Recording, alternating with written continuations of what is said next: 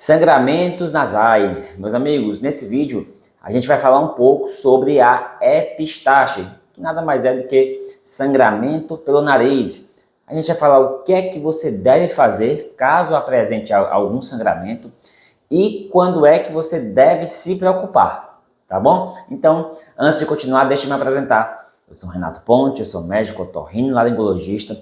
Sejam todos muito bem-vindos a mais um vídeo aqui no meu canal no YouTube.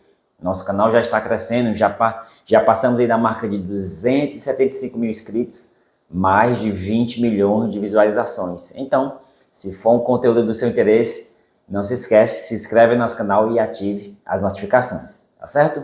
Só mais um recado antes de continuar a respeito dos meus atendimentos. Os nossos atendimentos são feitos presenciais aqui no meu consultório em Fortaleza e de forma online para todo o Brasil. Para quem tiver alguma dúvida, querer saber mais, eu vou deixar o link da nossa secretária na descrição, tá bom? Então vamos lá, pessoal, vamos falar um pouco sobre sangramentos nasais. Sem dúvida, é muito comum nas emergências do otorrino. Chega lá o paciente com sangramento, geralmente é um sangramento maior, mais importante. E aí eu vou falar, como eu disse nesse vídeo, as causas, o que é que você deve fazer e quando é que você deve se preocupar. Primeiro, a maioria das causas, certo, de sangramentos são causadas por traumas, pancadas no nariz. E aí você, como o nariz é uma região muito vascularizada, ele acaba que ocorre o sangramento após esses traumas, O sangramento pode ser apenas de um lado, pode ser pelos dois lados. O sangramento pode ser anterior, ou seja, aqui na parte da frente do nariz, ou pode ser posterior. Geralmente, quando é um sangramento anterior, ele logo escorre aqui para fora. Quando é um sangramento posterior, ele tende a cair na garganta, tende a engolir muito sangue, né? Muitas vezes, quando a pessoa engole muito sangue, acaba que dá um pouco de enjoo, né? Ali, porque o sangue bate no estômago e dá um pouco de náusea, fica enjoado, enfim. E aí, meus amigos, o que é que acontece? Sangramentos anteriores, ou seja, aqui na frente, preocupa menos, vamos dizer assim, do que os posteriores. Felizmente, os sangramentos posteriores são mais raros. Os mais comuns, sem dúvidas, sangramentos anteriores aqui na frente.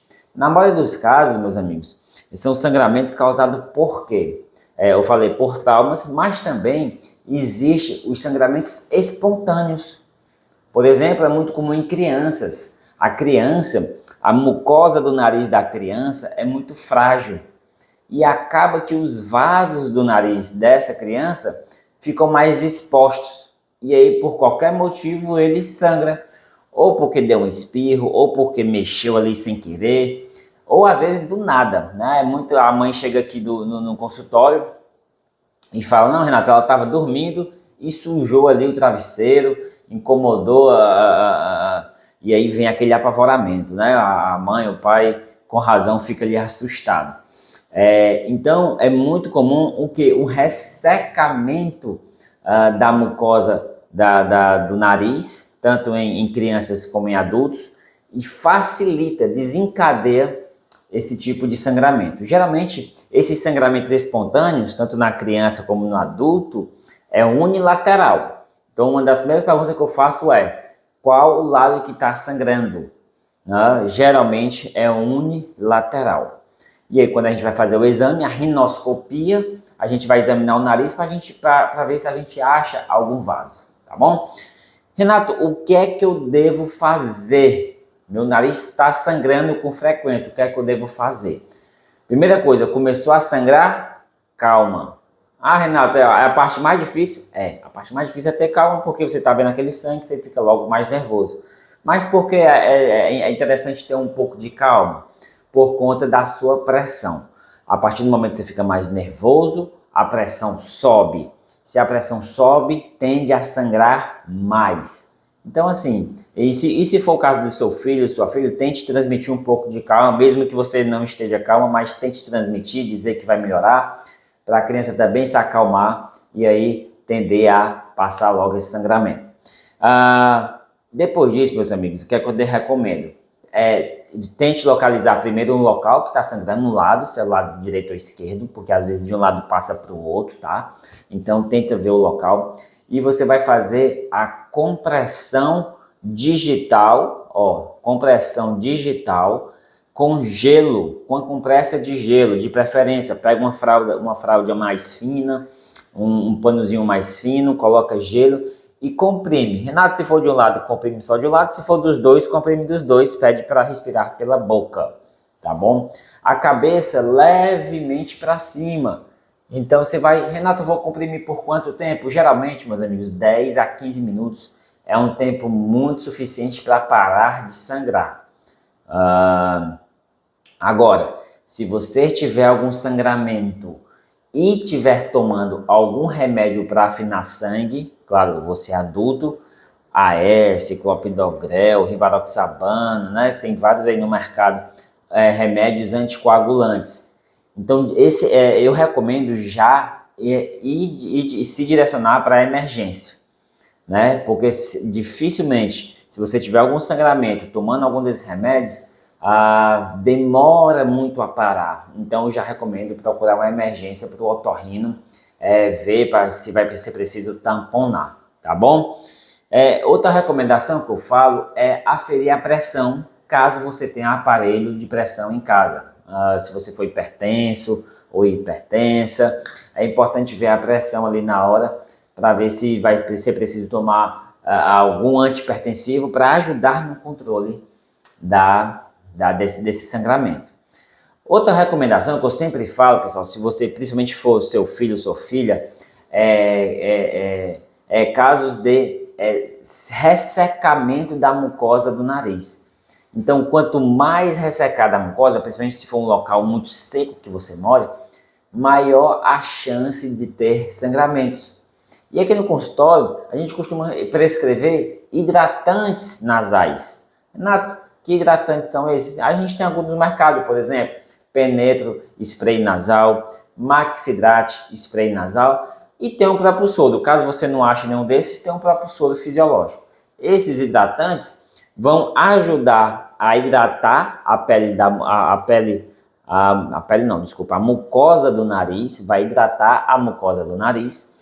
E essa mucosa hidratada vai proteger aquele vaso mais exposto. Ou seja, vai espirrar, vai coçar, vai mexer, aquela mucosa vai estar protegida, tende mais a evitar sangramentos. Quando o paciente vem no meu consultório feito tudo isso e continua com sangramentos nasais, a gente tem que partir para a cauterização. Existe basicamente dois tipos de cauterizações. A cauterização química, ou seja, a gente já visualizou o vaso e a gente vai com um ácido. Esse ácido a gente vai queimar esse vaso. A gente pode fazer 1, 2, até 3 sessões de cauterização química. Renato, resolveu, vida que segue. Mas há casos realmente que persistem. Ou seja, mesmo com a cauterização química, o paciente está recorrentemente com sangramentos nasais. Nesse caso, a gente tem que partir para a cauterização elétrica, ou seja, um bisturi elétrico, a gente queima o vaso mesmo, para daí mesmo, essa é a última, praticamente, a última não, mas existem outras abordagens, mas essa é geralmente a abordagem definitiva, tá? O último caso seria a fazer uma cauterização na artéria principal do nariz, que é uma artéria maior, chamada artéria esfenopalatina. Mas aí é assunto para outra coisa, aí é já o último caso, tá bom? Mas geralmente é isso. Geralmente a primeira coisa que a gente faz aqui no consultório, a gente tenta fazer hidratantes nasais, esses que eu falei, por exemplo. A gente tenta fazer uma cauterização química e, por último, a cauterização elétrica, se nada der certo. Geralmente, apenas com a hidratação se resolve. Mas cada caso é um caso. Então, se você estiver tendo sangramentos de repetição, procure o otorrino para ele avaliar a causa. Ou se você tiver, não precisa nem ser com frequência, mas se tiver sangramentos importantes, aí eu também recomendo você procurar o otorrino. Agora, atenção, Tem uma situação que eu sempre falo que é qual? Se você tiver sangramentos associado à obstrução nasal daquele mesmo lado que sangra, eu recomendo você procurar o otorrino para a gente descartar tumorações. Renato, eu estou com tumor no nariz. Por quê? Geralmente os tumores eles vão crescendo muito devagar, muito lentamente. Pode ser tumores benignos ou malignos, mas a maioria são tumores benignos. Então, se você tiver, Renato, está sangrando meu nariz esquerdo e ele está muito entupido, está muito obstruído. Recomendo fortemente você procurar um otorrino para investigar a causa, saber se isso é só um sangramento da mucosa mesmo, se está associado a alguma uma rinite, ou um desvio de septo, ou se tem algum pólipo, ou se tem algum outro tumor nasal. Tá bom, pessoal? Então é isso. Esse foi mais um vídeo falando sobre sangramentos nasais, quando que você deve se preocupar e o que você deve fazer. Se você gostou, compartilhe com amigos, compartilhe com familiares. Não esqueça de deixar seus comentários. Até o próximo vídeo, pessoal. Até mais!